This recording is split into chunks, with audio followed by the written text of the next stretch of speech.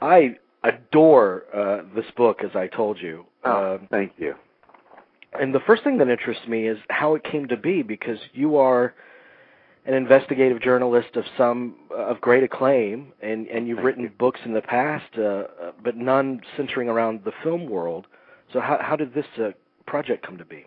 This is an incredibly nice way for you to say, who the heck are you to write this book? And I appreciate that. And I'm good with that, actually, Jamie.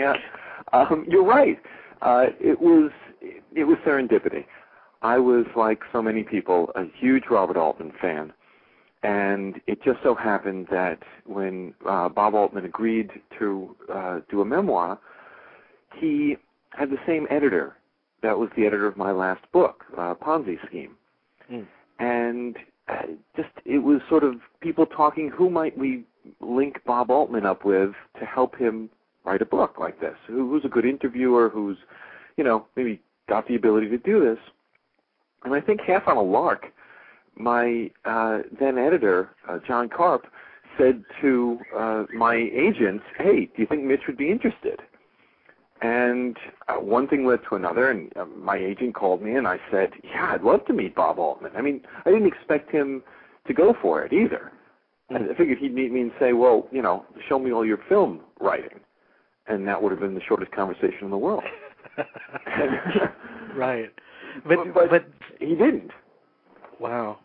So you met with him, and you took to each other? I took to him. I can't speak for him, but I think he did take to me. We sat in his house, in his apartment in New York, and mostly we talked about baseball, and I'm a big Red Sox fan, and he grew up in Kansas City, so we both hated the Yankees. So sort of, based on not a lot more than that as far as I could tell. I walked out. My agent was there too, and I walked out and I realized we had been there for over an hour, and we had only talked for about 5 minutes about how something like this would work. I would interview him, I would help him, I would frame things, and I said, well, clearly he's not interested in me. And next thing I knew, we were off to the races. So his goal was to craft a memoir with your assistance about what it takes to direct, a kind of primer on directing? Yeah. A primer on directing, a primer on his philosophy of making movies, how you do it, how you work with people, how you treat people, how do you, I mean, in the best sense, how you treat with, the actors, the performers, but also how you sort of fight back against the suits and push back against producers whose work would sort of interrupt your own vision. He really did not want this to be a biography. He felt as though, I think I say something in the introduction about this, that, he didn't want people just looking at his work through the lens of his life. And he wanted to talk about the work. He loved talking about making movies and making, and so I said, okay, but then as we were doing it, I frankly was getting nervous because it's impossible to separate this man from his work. It's so distinctive. We're going to talk a lot about that, but first of all, before you met him, I want to know your consciousness of his work. When did that start for you, and which films were you particularly taken by? Well, I was a big fan, and I remember as a teenager seeing MASH, and I remember feeling as though, wow, are we going to get caught? This is just too cool. The anarchy, the anti-establishment, it was like the perfect adolescent boy's, wonder world of what war must be like. And so my consciousness really goes back a long time, all the way back to my teenage years.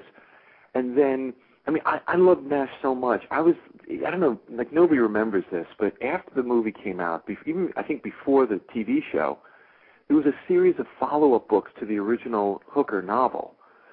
And it was like MASH Goes to Las Vegas, MASH Goes to London. These were terrible books. I read them all as a kid. Wow. I was so hoping to sort of recapture what I felt there in the theater. Of course it didn't work. But so my idea of Altman goes back really to, my early teens. Yeah. When I kind of half snuck in. Mm-hmm. Yeah, what was it about MASH that spoke to you? Was it the bravery of it? What was that? I think now I would say the bravery. Back then, it was the anarchy of it. Mm. It was the idea that, these guys were so good at, the first time I saw it, it was really, I saw it on the surface. I saw it as these raucous, rule-breaking surgeons who are so good and so cool, and they get all the girls, and they blow off the brass, and they blow off the bureaucracy, and they're just the coolest guys you've ever, seen. Mm. And so that was my adolescent view of it. But as I got older, I saw it again. I understood, and the thing that really blew me away was when I understood that there was a conscious mind behind this, a director's mind behind this, and that he was commenting on Vietnam through by using this sort of ruse of Korea, and the idea that he was speaking to so many other things about war movies. There's, the idea that there's one gun that goes off in MASH, and it's, to end the quarter in the football game. And that's against the rules of a war movie. Right. And the idea that you can just make something through your own ideas and through just the way you wanted to make it and not follow the genres and not follow what's come before was very exciting to me as I was sort of figuring out just, my own path. And it's like any work of art. Why does a particular picture speak to you if you're walking through a museum, or a particular, work in marble? It touches you somewhere deep. Yeah, those aspects that you mentioned of MASH, that you found in MASH, they're characteristic, obviously, of all of his work. They break all the rules. They deconstruct genres. For me, I remember I had seen several of Altman's films, and then I discovered McCabe, and that movie punched me in the gut. It is the most beautiful, sad movie I've ever seen. Just a melancholy film like I've never seen, and it made me go back and reassess his other work that I'd already seen, and I saw it in a whole new light somehow after the McCabe experience. I love hearing that. I have to tell you, Jamie, I'm not just saying because you just said this. People ask me if I really had to pick one. I think Masterpiece, I go to Nashville, but personal favorite is McCabe. Yeah. Each time I see it, it affects me very deeply. Now, especially as an adult. I wouldn't have gotten it as a kid. I agree. But getting back to the process of writing the book real quick, and then we'll get into, obviously, the content of the book. So you became very close to Mr. Altman and his wife, who factors very prominently in the book. And at what stage in the writing of the book did Mr. Altman pass? Well, I've always tried to quantify it. I guess we were about halfway. We were still interviewing. I was framing out some early chapters in my mind and in draft form, but I felt like I needed about the same amount of sort of formal interviewing, because we would interview for a few hours, and Bob would say, "Come on, let's just watch the game," and we'd hang out the rest of the night, and it was great. And I loved it, but it wasn't all productive time. Right. So I was probably about halfway done. And at that point, you kind of have to re-examine where you want to go with the book, if there's going to be a book at all, I would imagine. Oh, I was like a cautionary tale of what not to do in publishing. We didn't have the contract signed. I spent months and months flying back and forth. I live in Boston, flying back and forth to L.A., to his house in Malibu, going down to New York and spending days and days there. And the contract was sort of in the works, and one agent was dealing with it, and I just said, I don't care. I really wanted to get onto it. Bob dies, and then I've got no contract and I've got no book. And it's truly like every writer's worst nightmare. It's what you don't do when you're working on a book. You don't do that much work or spend your own money. Yeah. But I'm delighted I did, because once a few months passed, and the sadness and the more important things passed, Catherine and I talked, and some agents and people like that got involved and said, wait a second, these are Bob Altman's last interviews. These are effectively his last words. Mm.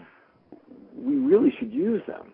And in talking about it, it just became clear to me that the way to do it is really let him have his last words by using them not filtered through my typewriter or my computer, but by supplementing them with a couple hundred other voices that help bring them to life in many different shades. Yeah, and these voices are amazing. Obviously, most of the people that he worked with closely in his creative life and his family life as well. There's a lot of personal relationships drawn in this book as well. But when you were tracking down all of these people, what was a common thread among all of them on their outlook of Mr. Altman? Because what surprised me was how contradictory he was. There were so many contradictions in the man. He hated the studio system, and yet he had to have the studio system to make a lot of his best work. He was spoken about with such reverence, and yet the same people said he could turn on them on a dime. Yeah, he was a complicated man, I found. Very much so. I think I'm happy to hear you say that, because I think that's one of the goals of this book was to show his many sides. Mm-hmm. To answer your question, the one thing that everyone had in common was that this was an indelible personality. Mm. Everybody who came in contact with him, whether it was, Jerry Steenhoff as a teenage girl in his high school, or somebody who met him a year before he died, they just had indelible images of him, such strong impressions. He made incredibly powerful impressions on people. And so it made my job easy in a way, because you sort of get people talking about Bob Altman, and they've got stories to tell, and they've got strong feelings. Nobody was lukewarm. Yeah. even people who loved him, dearly and deeply, had some sort of horrifying stories to tell. Yeah. And so I guess that's the one thing they all have in common. He was an indelible presence. Yeah, you feel that in this book. And one of the voices represented in this book, I was very happy to see. You spoke with Warren Beatty, and because McCabe is so close to my heart, I'm always curious about their working relationship, and you spent a lot of time on this book illustrating that relationship. That was a hard interview to get, wasn't it? The hardest, bar none. There were other ones were difficult, just more in terms of scheduling, but Warren Beatty, to his credit, he clearly had a complicated, very difficult relationship with Bob Altman, and they had sort of circled around each other for the 5 years that followed. And he clearly, I would call him. I called him several times a week for months, and would always get once in a while he would pick up. I would usually get an assistant, and they were unfailingly polite and unfailingly kind.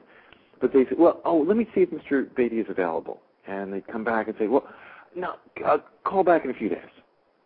And clearly he was working through this. He was trying to figure out whether he was going to talk to me.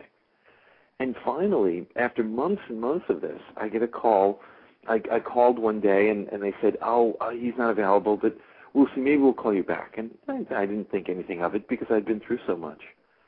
And then he actually called back. I have Mr. Beatty on the line for you. Wow. And okay. And so he quizzed me. At first, he still had his doubts. He wanted to make sure I had done my homework and sort of, making sure I knew certain things about who was involved, who Julie Christie I'd already talked to, and,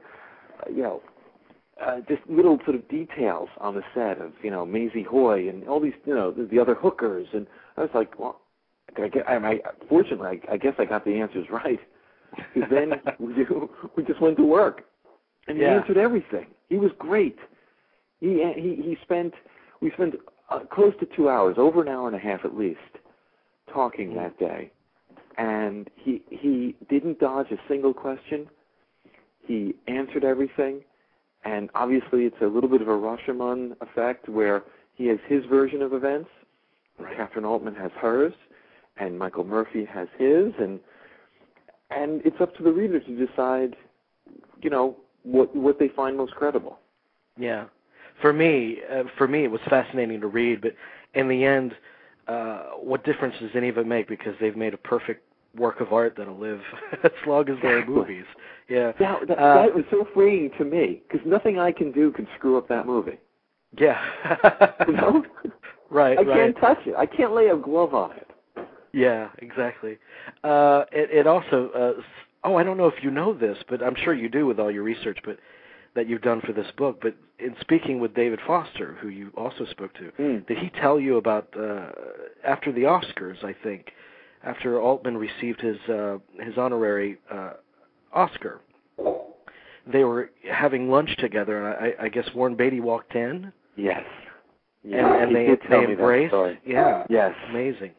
He did tell me that story. I love that story. And David was just wonderful. Yeah, wonderful guy. The one other person that I have to ask you about that you spoke to is Paul Newman.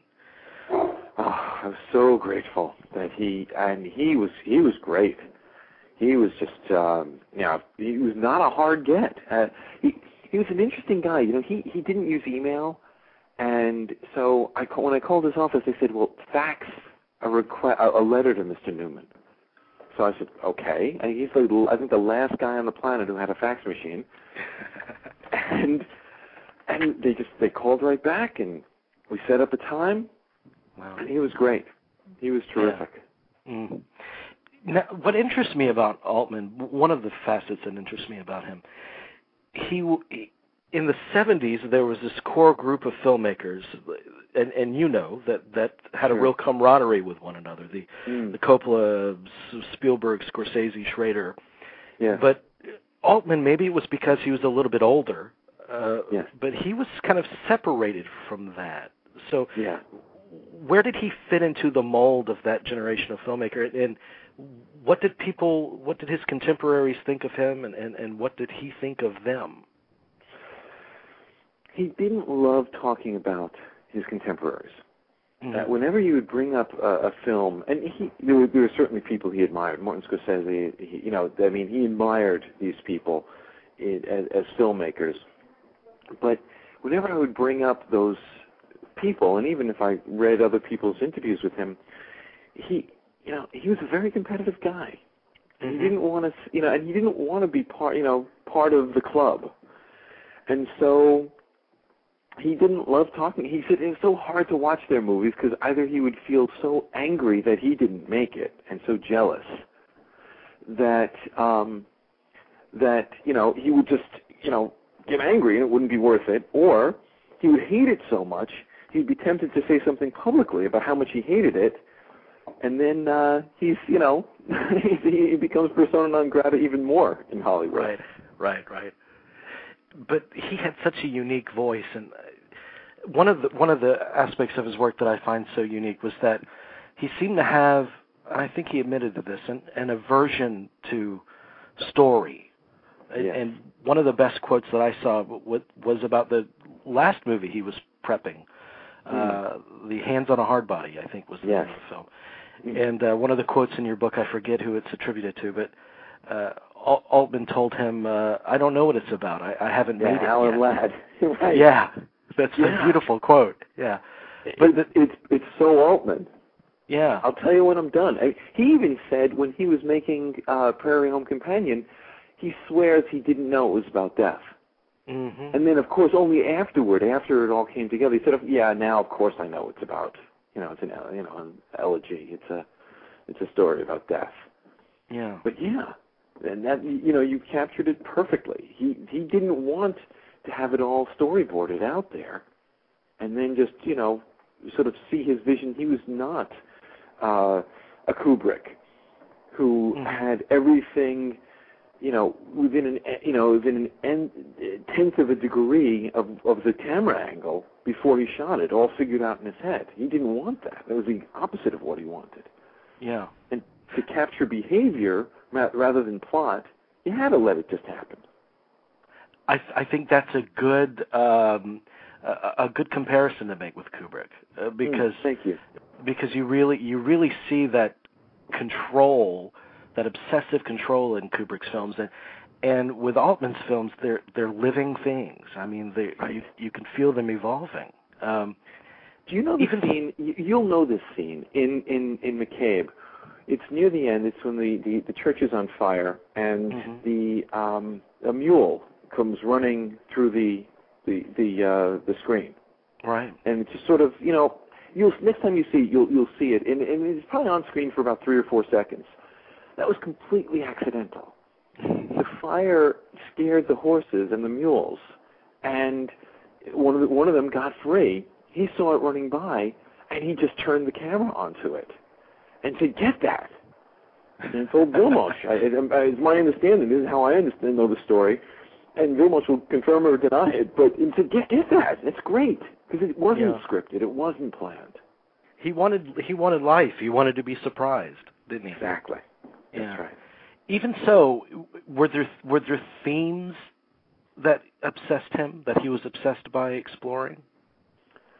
I'm not sure I would say themes. He was obsessed with human reaction, with the way a person would react in crisis and in stress, and watching people and being surprised by people you expected to react one way, very badly, perhaps, and instead reacting really honorably.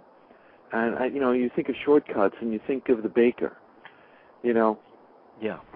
And here, you think he's a horrible person. He's been harassing her, and then, he makes her bread when he realizes what's really happening. And that kind of surprising turn of behavior, while certainly it was Carver's work that it's the basis of, but that kind of moment when something true in someone's behavior is revealed is what, if anything, was something that obsessed him.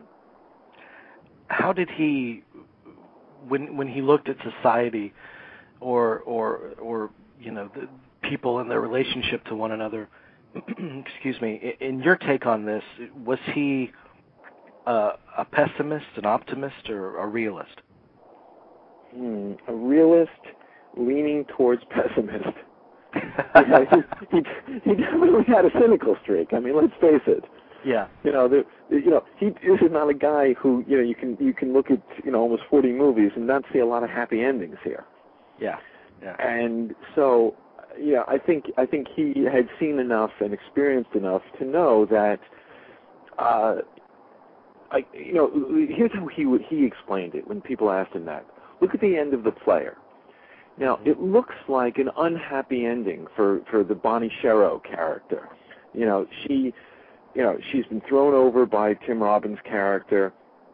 She breaks her heel and she's crying there. What Bob would say is, well, yeah, it seems that, the stories don't end. That might have been the greatest thing in the world for her to have happen. Yeah. That she was finally out from under this guy who was completely amoral. And it might have set her on this horrible, horrible episode in her life. It might have set her on an amazing path.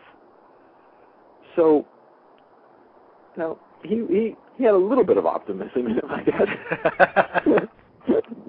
You really had to dig for it, though. Yeah. You had to dig. You had to look beyond the last frame, I think. Right.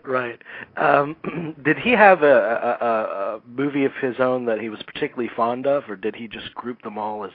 I know he made a statement when he accepted his Oscar that I just see them as one long film. Yeah. He would always refuse to answer that, but if you pushed him hard enough, he would always pick a film like Booster McCloud. Mm-hmm. And he would explain that, they're all your children, and in some ways you love the ones that aren't necessarily the tallest and most handsome. And so, and partially it was, to be a little bit of a little contradictory, a little bit you know, a little cheeky to pick a film like that was on nobody's list, frankly, or almost nobody's list. But you know, I think he loved all his films, and he truly, you know, it became a little bit of a cliche with him that he said they're like your children. But I think on some level he meant it. Well, he did some very odd, just downright strange, quirky films. Yeah, he was such a risk taker. And the other favorite Altman film of mine is actually The Company. And I remember watching that. Yeah, I remember watching that and thinking he's done it. He's done a film that does not rely on the 3-act structure. You know, there's none of that. It is a portrait of the company, and then you feel like you've spent time in their shoes, and then that's it. I mean, you know, I thought it was a brilliant, brave film. You should go back if you haven't already, and I think I used the excerpt, but Roger Ebert's review of The Company does such a good job capturing what you've just described. That you know, Ebert got it, and Ebert, who knew Robert Altman's work as well as anybody, would say, you know, that company, that the company captured the artistic process as Altman knew it and Altman experienced it. Yeah. That he superimposed his own experience of making films onto one season in a ballet company. Do you see anyone carrying the torch, Altman's torch? I mean, Paul Thomas Anderson is probably an obvious example of. I think Paul is the closest I can think of. I mean, you know, Wes Anderson does some interesting things too, but I think the way we should look at the torch as much as anything is who's making really personal films? Who really isn't doing one for the studio than one for me? And I think Paul Thomas Anderson, I think Wes Anderson, I think there are a few guys out there who are saying, I'm going to sort of stay outside the system and see how long I can get away with it. Mm-hmm. I don't know, maybe Spike Jonze? Possibly, yeah. You know? I mean, even so, I mean, we can look at other filmmakers that have been influenced, and you can see glimpses of their influence in their films, but only one Robert Altman. I mean, you can't duplicate that. Exactly. Yeah. And I think they'd be foolhardy to try. You know, I think they would almost have to start by going back and being 18 years old and flying a bomber in World War II, and I don't think that's going to happen. You know? Yeah. I mean, so many things shaped him that you know are not replicable. Yeah. His films are just treasures in my life, and now I'm happy to say your book is a treasure in my life too. And thank you. I really, really appreciate you writing it. I really appreciate you giving me your time today to talk about it. My pleasure. Really, I really enjoyed this.